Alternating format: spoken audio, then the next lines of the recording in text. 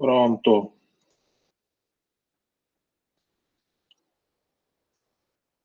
Estamos gravando.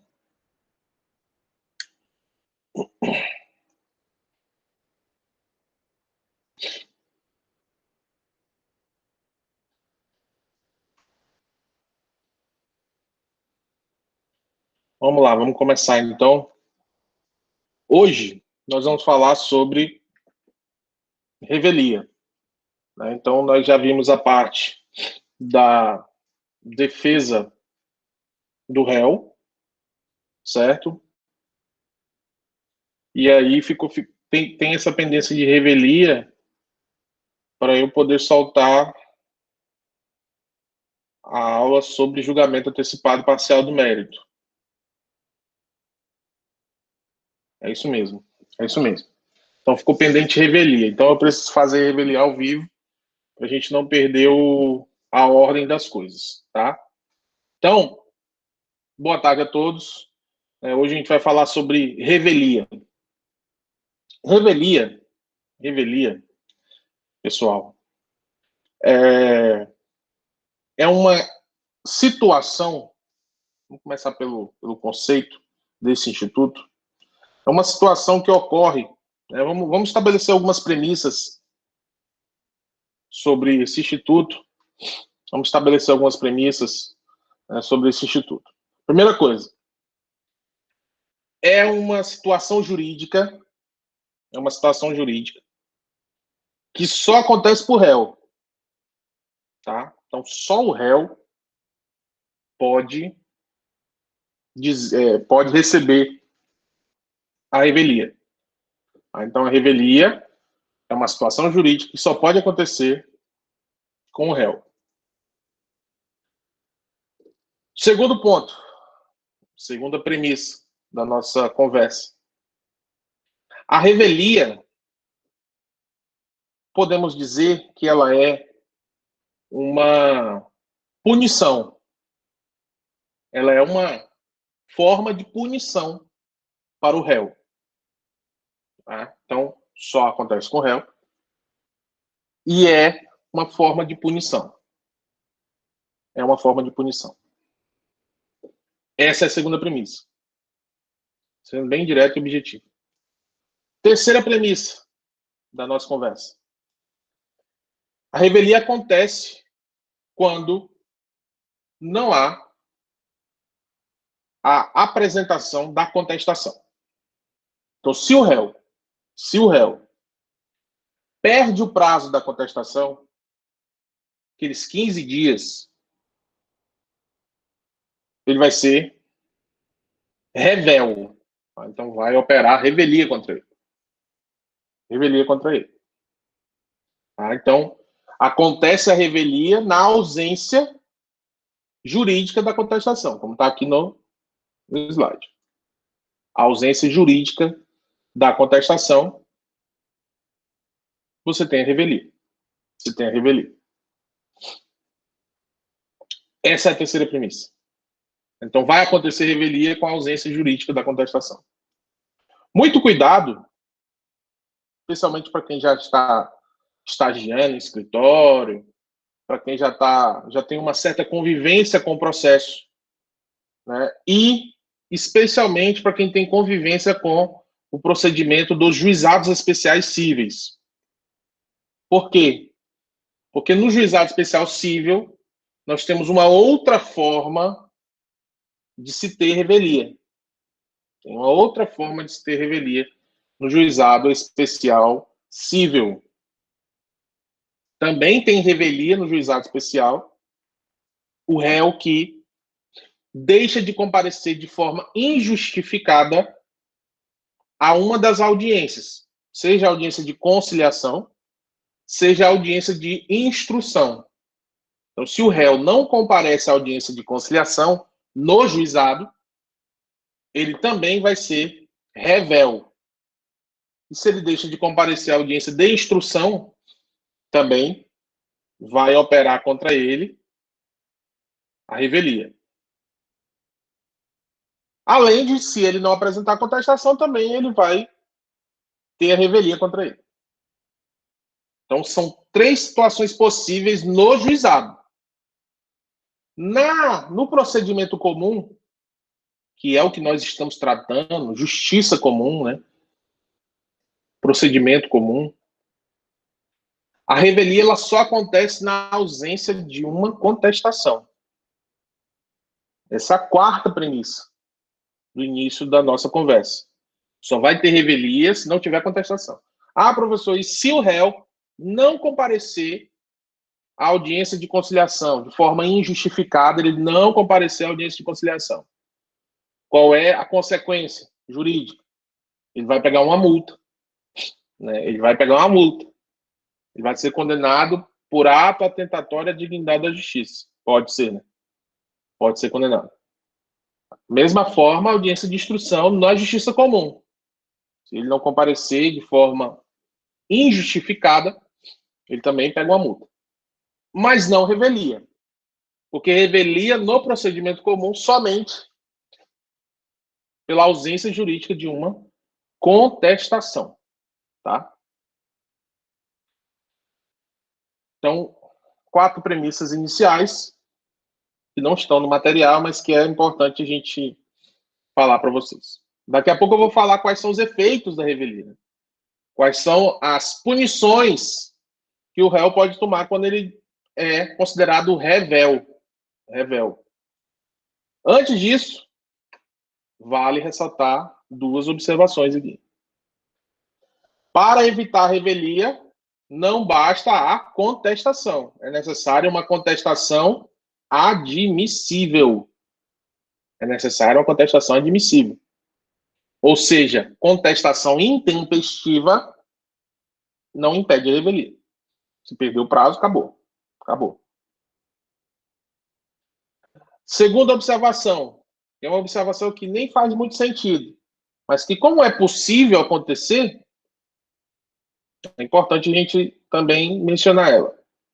O réu ele pode fazer uma reconvenção e não fazer a contestação. Poder ele pode, só que ele vai ser revel do mesmo jeito. Ah, vou fazer só a reconvenção, vou fazer só o contra-ataque, eu não vou contestar aquilo que está sendo falado lá na inicial. Vou fazer só a reconvenção. Posso fazer? Posso. Mas aí ele vai ser punido com a revelia. Na minha opinião, a revelia, ela é uma punição. Ela é uma punição. Então ele vai ser revel. Então nós temos esses pontos iniciais para a gente começar a conversar sobre revelia. São pontos importantíssimos para a gente poder falar sobre revelia. Certo? Vamos lá. Agora a gente vai falar dos efeitos da revelia. Efeitos da revelia. Meus caros, a revelia, ela tem um efeito que é o mais grave de todos, tá? Que é a punição mais grave de todos, digamos assim, que é a chamada presunção de veracidade. Presunção de veracidade. O que isso significa? O que significa presunção de veracidade? Significa dizer que o juiz vai presumir verdadeiros os fatos alegados pelo autor na petição inicial. Então, vai existir uma presunção de veracidade. Vai existir uma presunção de veracidade sobre os fatos alegados pelo autor na petição inicial. Então, o que o autor falou na petição inicial, se for aplicado esse efeito, ele vai ser presumido verdadeiro. Por que eu falo se for aplicado? Porque esse efeito de presunção de veracidade, ele não é um efeito automático, tá? Importante dizer isso. Ele não é um efeito automático. Tomem nota disso, tá? Tomem nota. A presunção de veracidade não é um efeito automático de quem toma a revelia. E muita gente se confunde com isso. Muita gente pensa que toda vez que tem revelia, muita gente, muitos estudantes, muitos profissionais de direito pensam que quando você toma revelia, automaticamente você vai presumir verdadeiros os fatos alegados na petição inicial. E não é bem assim. Não é bem assim. Não funciona dessa forma, tá? Não funciona dessa forma. Não funciona. É necessário que o juiz, na análise do caso concreto, aplique esse efeito.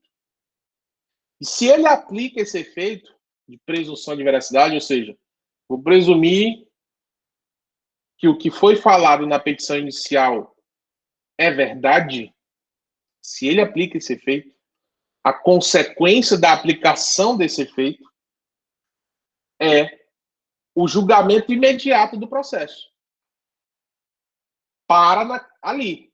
Já para ali, o juiz já sentencia. Ele não vai dar prosseguimento ao processo. Ele já sentencia de forma antecipada, que é o que nós chamamos de julgamento antecipado do mérito. Uma das formas de se ter o julgamento antecipado do mérito, que é o nosso próximo tema, depois de revelia, uma das formas de se ter o julgamento antecipado do mérito é quando você tem a presunção de veracidade na revelia. É óbvio que nem sempre você vai ter essa presunção. É óbvio que pode acontecer, por exemplo, do réu que não contestou,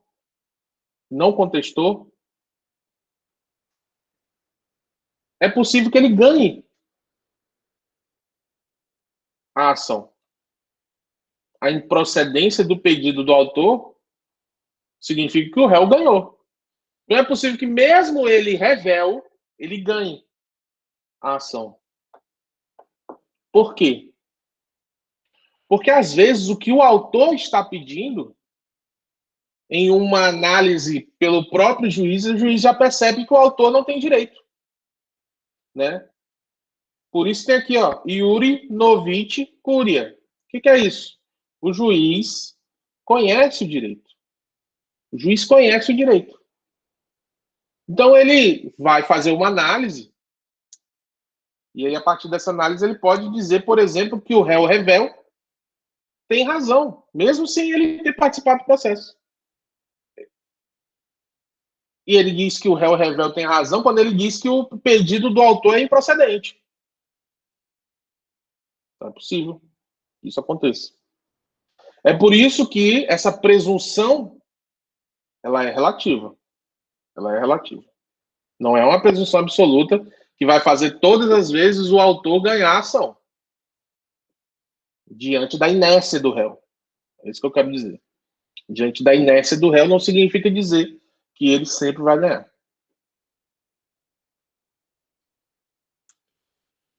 Um outro ponto importante é que essa presunção, e agora eu vou explicar quando que ela vai ser aplicada. E eu gosto de explicar isso usando um exemplo concreto. Imagine uma situação, meus caros, imagine uma situação em que você tem lá uma petição inicial. Imagine só uma petição inicial. Imagine que eu, Marcos, ajuizo uma ação contra alguém dessa turma por ter me xingado em sala de aula. Vamos imaginar a situação como essa. Alguém me xingou de vascaíno. E eu ajuizo uma ação contra essa pessoa por danos morais.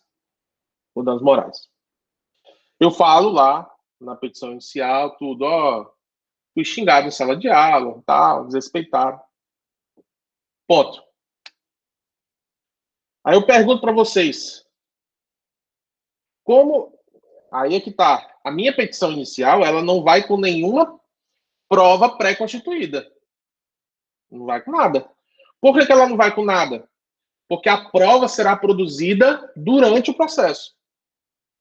Imagine só, uma sala com 40 alunos. Alguém me xinga.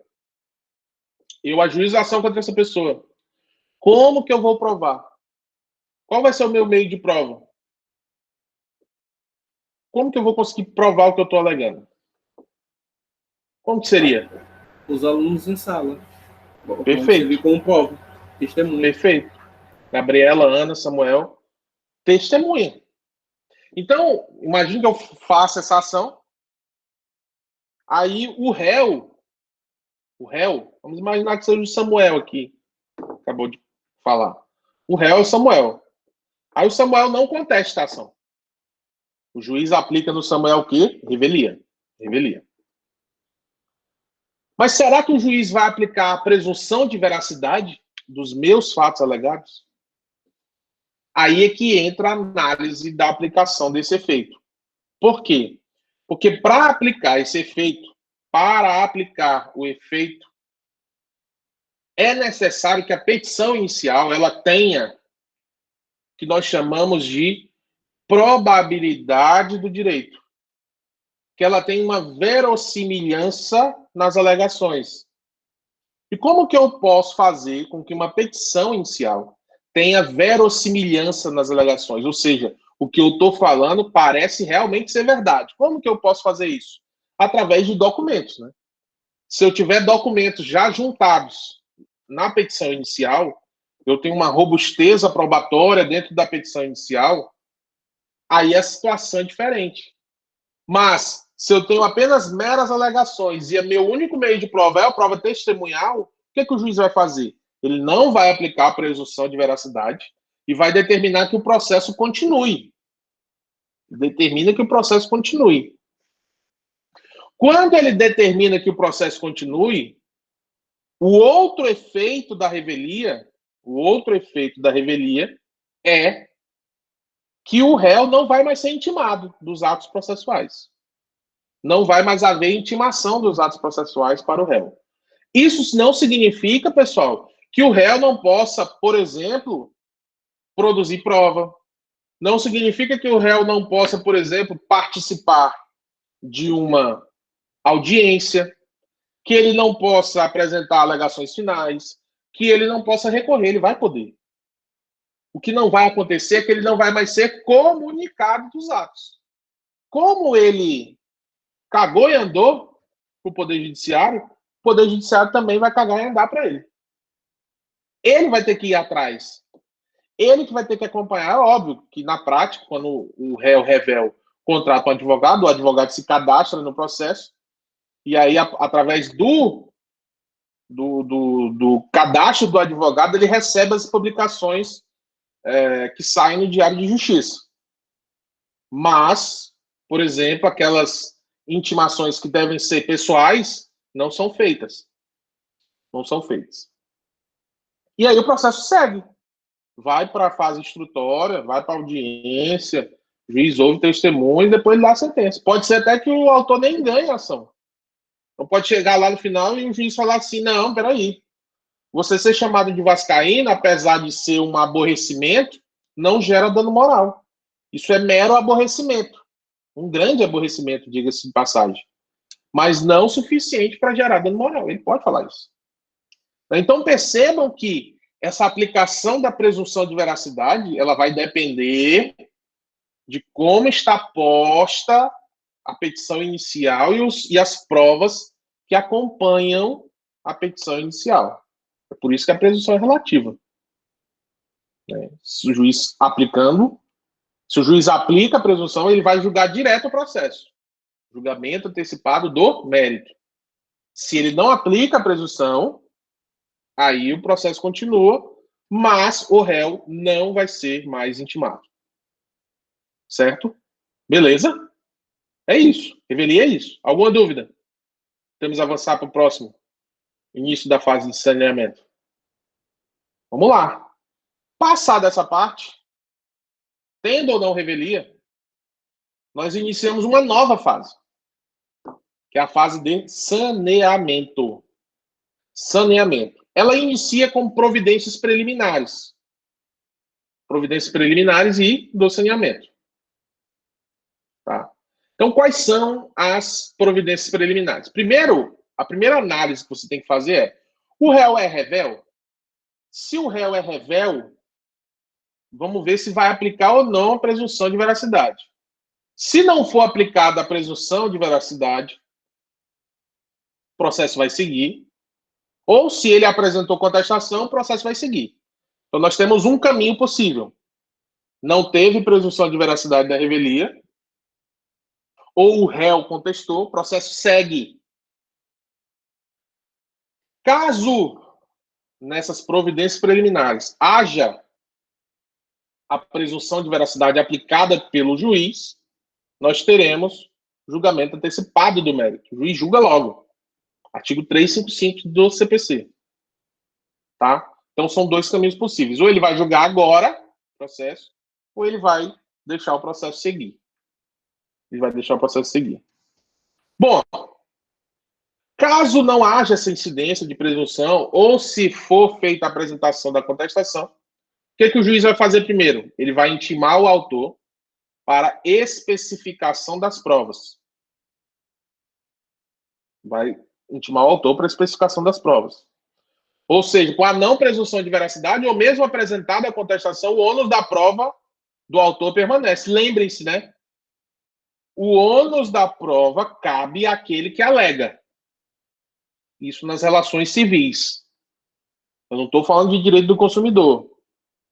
Tá? Depois, quando a gente for falar sobre distribuição do ônus da prova, lá no terceiro MPC, eu vou falar para vocês como é que funciona no direito do consumidor, questão de inversão do ônus da prova. Vou explicar um pouco, porque eu vou precisar antecipar o conteúdo de direito do consumidor, especificamente nessa parte, para vocês entenderem como é que funciona o ônus da prova.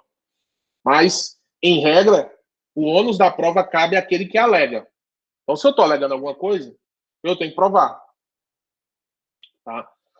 Aí, pessoal, vem a primeira observação aqui, ó. Tanto na petição quanto na contestação, admite-se um pedido genérico de provas, né? Que é aquilo que eu já havia mostrado para vocês, né? Aquela frasezinha: protesta provar todo alegado em todos os meios em direito admitidos. Praxe, né? Do nosso sistema. Então, essa especificação de provas é exigida sem revelia com revelia. Só não vai ser exigida se tiver aplicação da presunção de veracidade na revelia. Aí não vai nem chegar nessa fase, porque o juiz já vai ter sentenciado. E daqui a pouco a gente vai falar sobre julgamento antecipado do mérito. Nós vamos falar sobre o julgamento antecipado do mérito. Bom, nós temos também a possibilidade de réplica.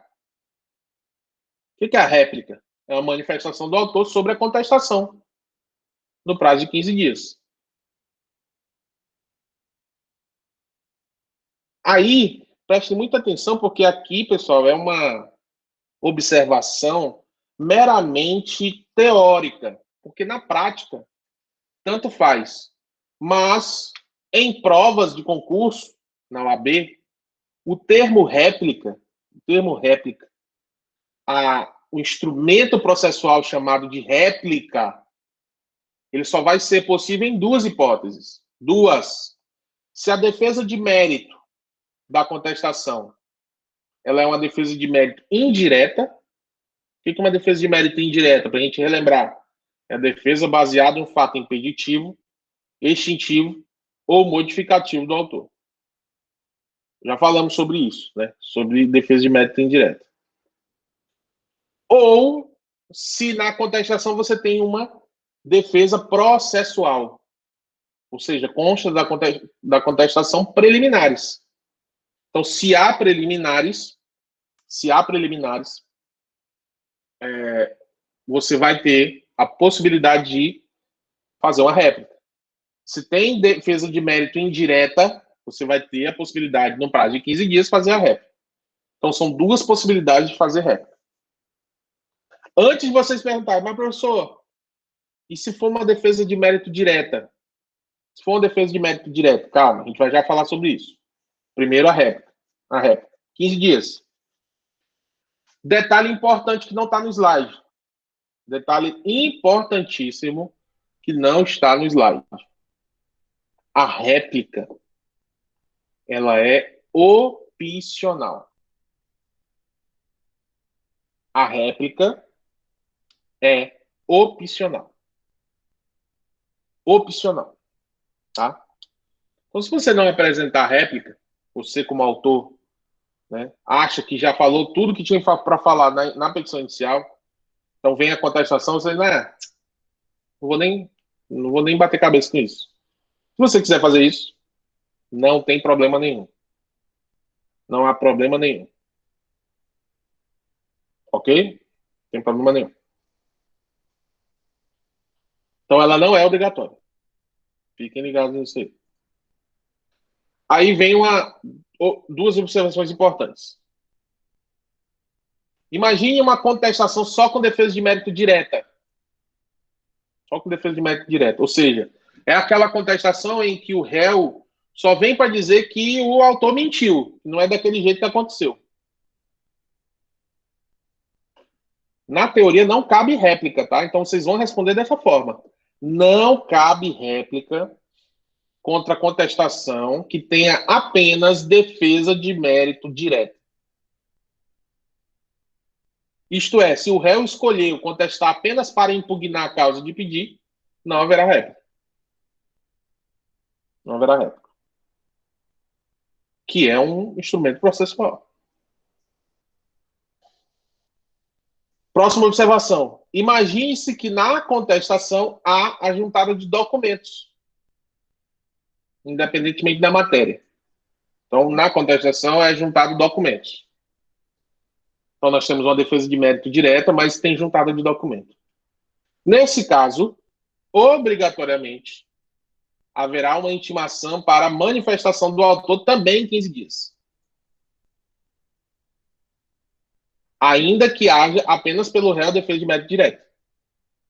Tecnicamente, porém, isso não se chama réplica, e sim manifestação. Professor, qual é a importância disso? A importância disso nenhuma, né, pessoal? Na prática, tanto faz. Eu apresento réplica para tudo. Quem acontece, eu nem ligo se é de defesa de mérito direto, eu apresento réplica. Porque eu tenho o direito, pelo contraditório, de me manifestar de tudo. Mas o problema é o seguinte, o examinador, e não é o meu caso, tá? Não é o meu caso como professor, mas qual é a função do examinador de concurso e da OAB? Ferrar o candidato. Então ele traz situações como essa, para dizer, olha, só cabe réplica se for defesa processual ou se for defesa de mérito indireto. O resto é manifestação. Manifestação. Então eu achei importante, já vi 2 vezes cair em prova, achei importante falar sobre esse detalhe, que é um detalhe inútil, mas como cai em prova, eu resolvi falar sobre ele aqui, tá?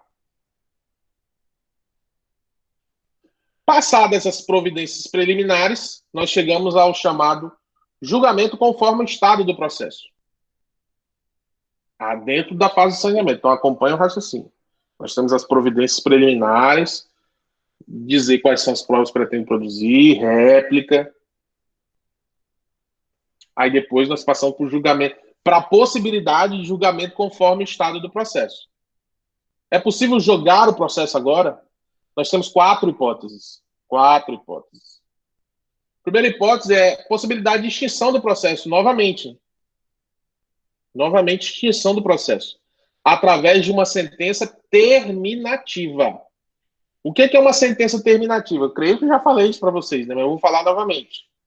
Sentença terminativa é aquela que não põe fim, que não julga o mérito. É aquela sentença que extingue o processo sem resolução do mérito.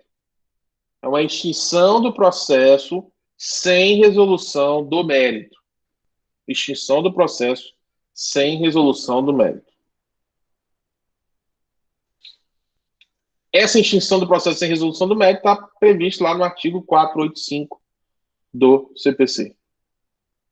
Então, o juiz, nessa fase processual, ele pode encontrar um erro que ele não encontrou lá na época da emenda. Vejam que, na época da emenda, pode ter passado batido um vício que ele só foi perceber aqui. Então, aqui ele pode extinguir o processo também, tá? Também. Por outro lado, também é possível que o juiz dê uma sentença de mérito. Sentença de mérito. Duas hipóteses aqui para ele poder dar uma sentença de mérito. Se houver prescrição e decadência, quando o juiz reconhece a prescrição e a decadência, pessoal, o juiz está reconhecendo, esse julgamento dele é um julgamento de mérito. Não é uma sentença terminativa, porque prescrição e decadência tem a ver com mérito. E quando o juiz homologa um acordo, a sentença homologatória de autocomposição, do inciso 3 do 487, também é uma sentença de mérito. As duas partes chegaram a um acordo, o juiz homologou, mérito. Isso é mérito.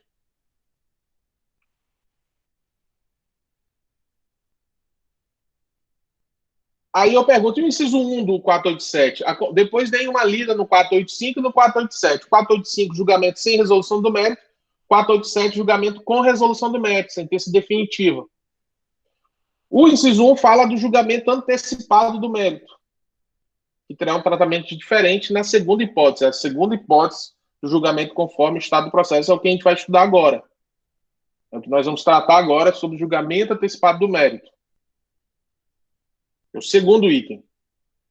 Está previsto no artigo 355. Antigamente, ele era chamado de julgamento antecipado da lide. Então, se você colocar na internet, vai ter muita coisa aí sobre julgamento antecipado da lide. Agora não é mais assim, julgamento antecipado do mérito. Como o próprio nome diz, né, pessoal? É o julgamento que se dá por meio de uma sentença de mérito que acolhe ou rejeita o pedido do autor. Por que essa sentença ela é chamada de julgamento antecipado do mérito? Porque o juiz, ele está julgando. Imagine o seguinte: nós temos a tramitação de um processo, uma escala de porcentagem. Então, você tem de 1 a 100%. 100% seria o final do processo. O julgamento antecipado do mérito seria o juiz julgar o processo com 30% de tramitação do processo. Por isso, antecipado. Ele julga antes. Esse julgamento antecipado do mérito, ele tem um requisito. Basicamente, dois requisitos aqui. Três requisitos. Vamos falar agora sobre esses requisitos. Quais são as situações que permitem que o juiz julgue antecipadamente o mérito? A primeira situação é a desnecessidade de instrução probatória. Não há necessidade da fase instrutória. Aí você tem um pulo para a fase decisória. Como que isso é possível, professor? Imagine o seguinte: o autor apresenta a sua petição inicial. Imagine que a matéria seja exclusiva de direito. É uma situação jurídica. Como que seria uma situação jurídica? Eu vou dar um exemplo que está acontecendo muito no Acre. Agora os juízes começaram a aplicar esse instituto do julgamento antecipado do mérito. Acontecendo muito. Vou dar dois exemplos práticos para vocês entenderem. O que é um caso exclusivo de direito? O primeiro caso é um caso de consumidor, de direito do consumidor. Imagine o seguinte: vou dar dois exemplos de caso de direito do consumidor para vocês entenderem como é que é esse lance de desnecessária instrução probatória. Eu tive dois casos bem emblemáticos. O primeiro é contra a Energisa. Imagine o seguinte: a Energisa corta a luz do camarada com a conta já estando paga. Você tem um corte corte da luz do camarada. Com a luz já, com aquela fatura já paga. Já está pago. Nesse caso, pessoal, nesse caso. E aí vem a Energisa, contesta. Quando fica comprovado isso, você não precisa mais ouvir ninguém. Não precisa mais ouvir ninguém. Por que não precisa mais ouvir ninguém? Porque provado. Aí o comprovante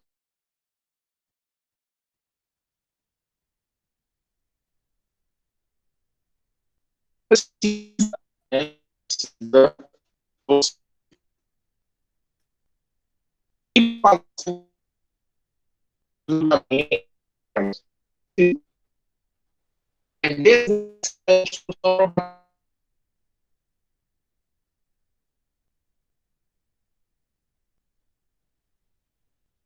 julgamento de conexão.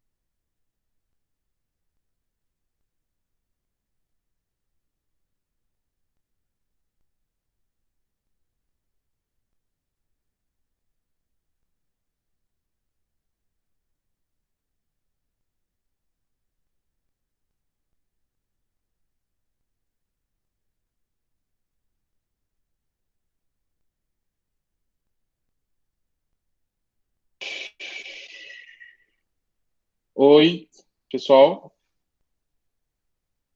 Uma pequena queda aqui. Difícil hoje. Vamos lá, vamos tentar.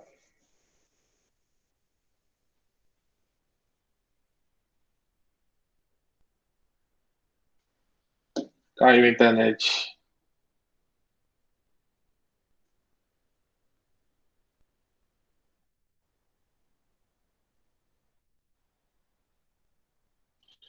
Bom, todo mundo me ouvindo, né? Voltou. Não sei como é que vai ficar a gravação, se é um corromper. Acho que vai dividir em dois, não sei.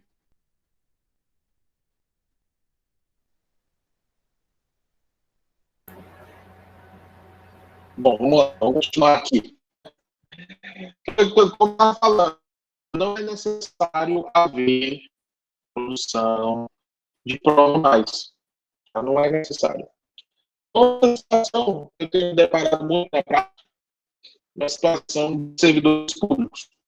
O direito o próprio a própria o Estado vem e reconhece. O próprio Estado vem e reconhece, nesse caso específico, também você tem a desnecessidade de instrução probatória. Tá? Também acontece isso. O juiz também tem julgado de forma antecipada. Outro, pessoal, eu acabei de falar, né? Quando o juiz aplica a presunção de veracidade da revelia, aplicou a presunção de veracidade da revelia, aí você tem julgamento antecipado do mérito. Por quê? A produção de provas é necessária. Prisão legal. Se a petição inicial está com documentos, se aparentemente você tem uma robustez na prova, e o réu é rebelde, e o juiz aplica a presunção de veracidade, ele vai, portanto, julgar de forma antecipada esse bem. Certo? Pouquinho não. Né? O julgamento antecipado parcial de mérito vai ser tema da próxima aula. Tá? A gente vai falar por aqui. Eu vou liberar. Travando aqui de novo.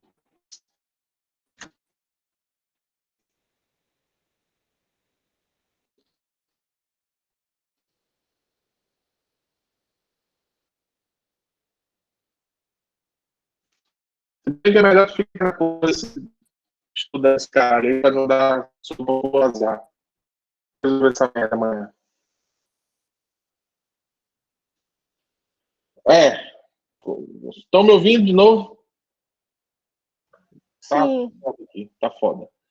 Como eu estava dizendo, pessoal, vamos encerrar por aqui. Né? Próxima aula a gente fala sobre produção. A próxima aula que vai ser liberada para você vai ser sobre produção, sobre julgamento antecipado parcial do mérito. Tá? Então, a gente encerra por aqui, porque tá ruim, a internet tá horrível. Tá uma chuva desgraçada, eu acho, aqui também. Né? Então, a gente fecha essa parte aí. Tá faltando o julgamento antecipado parcial do mérito e a finalização do saneamento. Então, vou encerrar aqui. Tá? Beleza? É com isso, à disposição.